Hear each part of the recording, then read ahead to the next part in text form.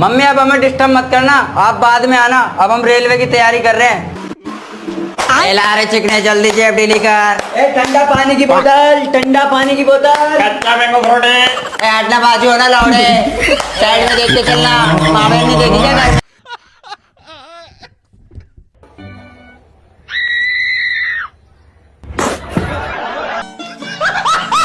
भारत में बस अमूल का दूध ही फेमस नहीं है, कर्नाटका में पीते हैं नंदिनी का दूध। नंदिनी सच सच बताइए, तुझे एक बार भी मेरा ख्याल नहीं आया?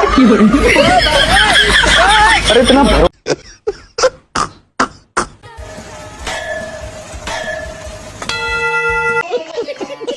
Hi, what is this? Milk. कैसे कैसे लोग रहते हैं यार यहाँ पर।